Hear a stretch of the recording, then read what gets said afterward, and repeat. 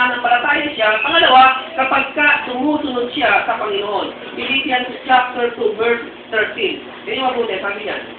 Philippians chapter 2,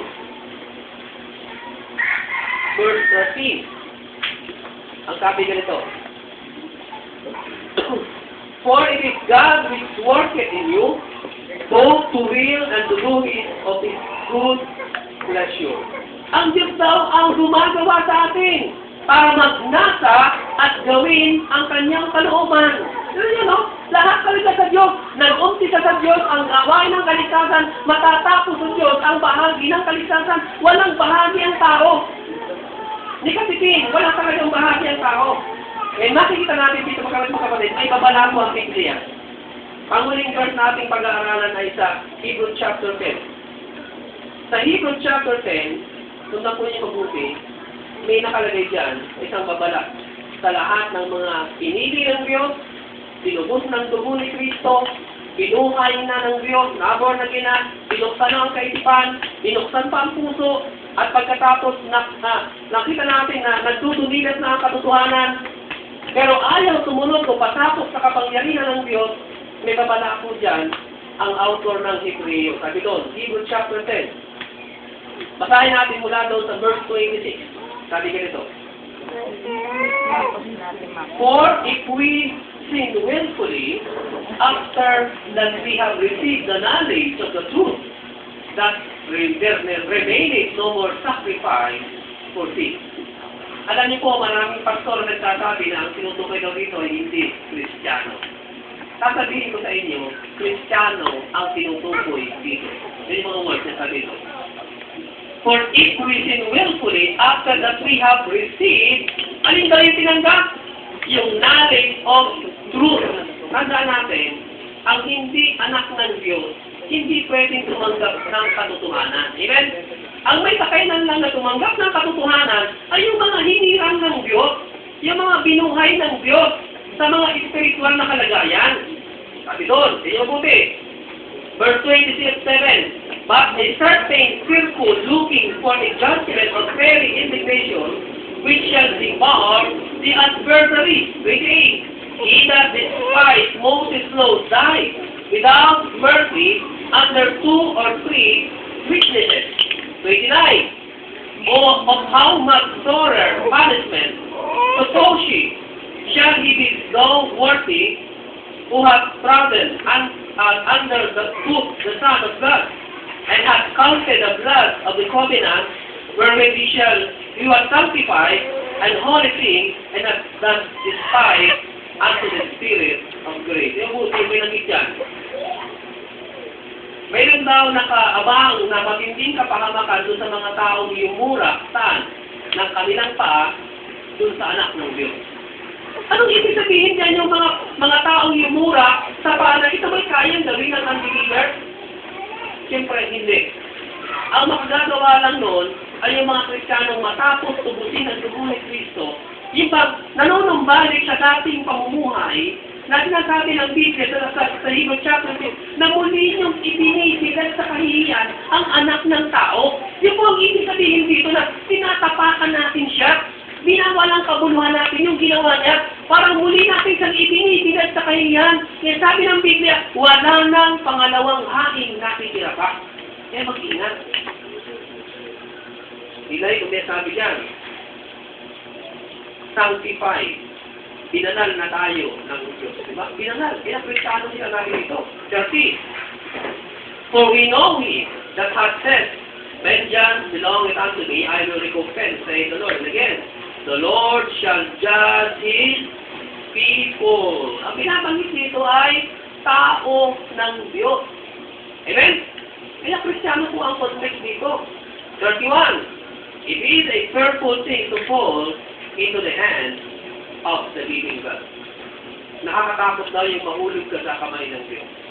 Eh, pato sabi ng Biblia, nasa kamay tayo ng Ama, nasa kamay tayo ng Anak, according to John chapter 10, verse 28 hanggang 29. Tama po yun. Ano ba binabanggit dyan? Eh, yun po ba ay root of salvation? Hindi. Ang binabanggit po dyan, ay yung bang tayo ay maging sentro, o maging objective ng galit ng Diyos. pinamagit niya.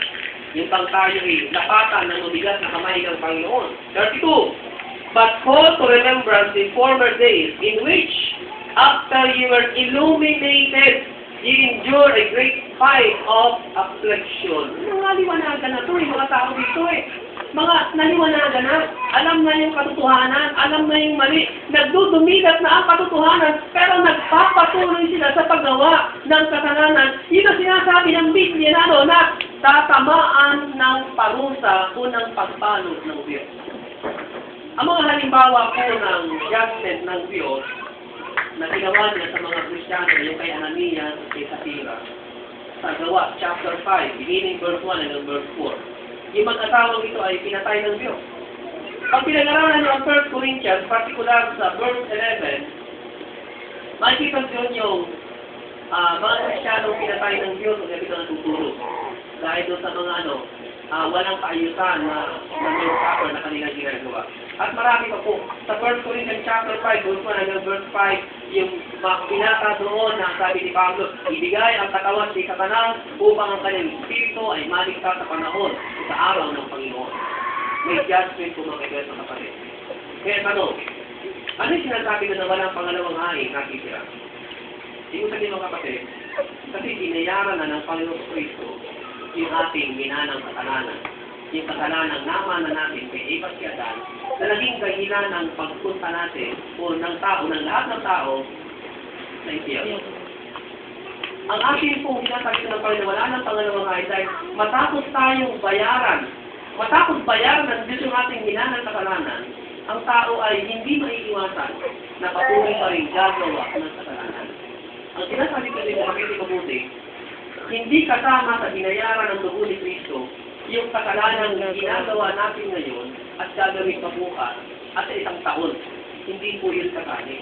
Ang binayaran ni Kristo ay yung kasalanan minana natin kay Eva si Adan na uulitin ko na yun ang dahilan ng pagpunta ng tao sa impyerno. Pero yung ginagawa natin kasalanan dito sa lupa, kaya ito kapatid, tayo ang magbabayad nun. Magbabayad. Tayo hindi nun. Kaya ang Diyos pumapatay ng Kristiyano kapag sobra-sobra na yung amount ng kasalanan na kanyang ginagawa. Di ba? Sobra-sobra na. Pinapatay ng Diyos. Hindi ba maraming ginagawa ang Diyos na pwede gagawin ng Diyos ang kanyang physical na katawan. Pero, nanonood nyo na, katawan lang ang pwedeng galawin. Kaya ang espiritu niya ay maliligtas hanggang sa araw ng Panginoon. Kaya po, kita natin, ito maliwanag na ang doctrine of salvation, doctrine of grace, ang tanging pinakamayaman na doktrina na may tuturo po ng 100% na ang kaligtasan ay purong biyaya lang ng Diyos. Walang labis, walang unang, walang bahagi ang tao. Hindi ang pananampalataya, kundi ang biyaya ng Diyos lamang. Ang Diyos ang bubuhay at nagliligtas sa patay sa espiritual.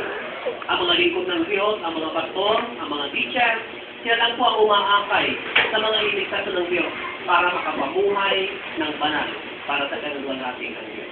Ulitin ko, hindi nakapagliligtas ang pastor. Hindi nakapagliligtas ang Biblia.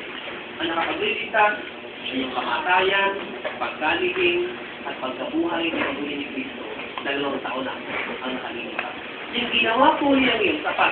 Ang Biblia ay nagpupulat lamang ng ginawa ni Kristo sa krus ng Kalbaryo. Hindi ito nakapagliligtas. Ito'y naglalaman ng proseso ng kanyang kamatayan, ng kanyang ginawa sa lupa. Kaya ang Biblia, imposible na makapagligtas ng kaluluwa. Ulitin ko, ang nakapagliligtas lang, wala nang iba, ang kamatayan, pagkalibing, at pagkabuhay ng ulit para sa kaluluwalhati ng Kristo. Tayo tumayo.